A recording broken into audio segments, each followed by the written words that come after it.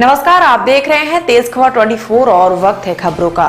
रीवा जिले के हनुमाना बाजार में प्रतिदिन 18 घंटे की नो एंट्री लगने के कारण होने वाले व्यापारिक एवं आर्थिक नुकसान की ओर ध्यान आकर्षित करने एवं नो एंट्री में छूट दिए जाने को लेकर ट्रांसपोर्टर कलेक्टर कार्यालय पहुंचे, जहां नो एंट्री खुलवाने को लेकर कलेक्टर के नाम ज्ञापन सौंपा गया।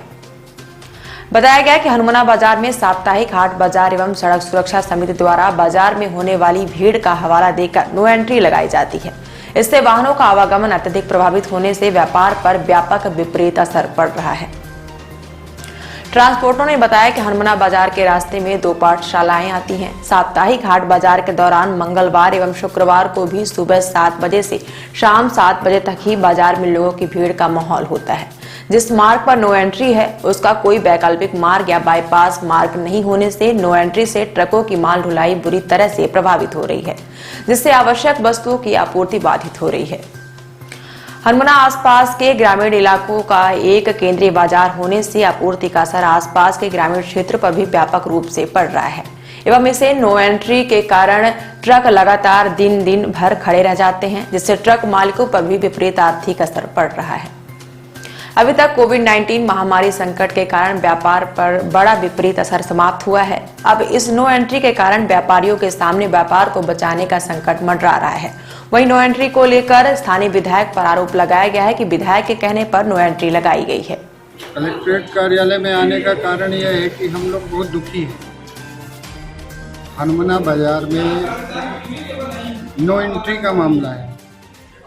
क्या समस्या हो रही है? समस्याएं ये है कि हम सभी मोटर मालिक बहुत दुखी हैं यार। एक तो कोविड-19 के तहत हम लोगों ने दुख झेला। अब माननीय के द्वारा जो नो एंट्री लगा दी गई है, पहले 2 दिन की नो एंट्री थी, जो मंगलवार और शुक्रवार को चलती थी, वो तो सहनशील थी। वो समझ में आता था कि नो एंट्री लगनी चाहिए। 7 से 8 की नो एंट्री लगती थी, वो तो हम लोग सह लेते थे कि चलिए 12 घंटे 14 घंटे। अब इन्होंने आपको साप्ताहिक नो एंट्री लगा दिया है, जो कि 18 घंटे की, जो कि हम समझ रहे हैं कि जितनी जानकारी हमें है वो भारतवर्ष में 18 घंटे की नो एंट्री कहीं नहीं लगती। ये नो एंट्री लगती है जहाँ पे समस्याएं होती है। हनुमाना में ऐसी कोई समस्या नहीं है कि साप्ताहिक नो एंट्री लगाई जाए। वहाँ मंगलवार और शुक्रवार संभव है, लेकिन आप साप्ताहिक नो एंट्री लगा के एक मेन लाइन को बाधित करते हैं और 18 घंटे बाधित करते हैं, जो कि 11 बजे आप छोड़ते हैं। कौन सा ड्राइवर लेके जाएगा गाड़ी को, क्या गंतव्य स्थान पे पहुंचा पाएगा? हमारा दिन टूट रहा है, समय टूट रहा है, टैक्स टूट रहा है, किस्त टूट रही है। सारी समस्या ये नो एंट्री की वजह से तैयार हो रही है। कलेक्टर रीवा से मुलाकात हुई? कलेक्टर महोदय से अभी मुलाकात करने के लिए हम लोग आए हैं, लेकिन मुलाकात अभी तक नहीं हुई है। माननीय से मुलाकात होने की संभावना है, लेकिन वो कहीं गए हैं और उनका इंतजार कर रहे हैं।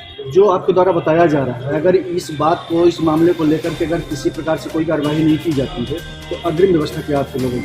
अग्रिम व्यवस्था के लिए माननीय से इतना तो विश्वास है कि माननीय हमारी बातों को समझेंगे और रखेंगे और हमारी बात को सुनेंगे और नो एंट्री को हटाएंगे।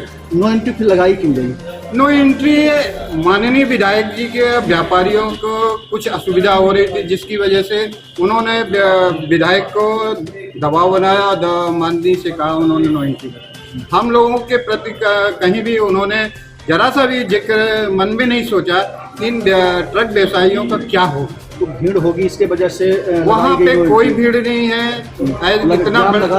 इतना बड़ा कस्बा नहीं है कि वहाँ पे गाड़ियों का आवागमन नहीं है। अगर प्रशासन को इतनी बड़ी दिक्कत हो रही है तो वहाँ पे चल के वहाँ की अतिक्रमण हटाई जाए। अतिक्रमण हटा के वहाँ के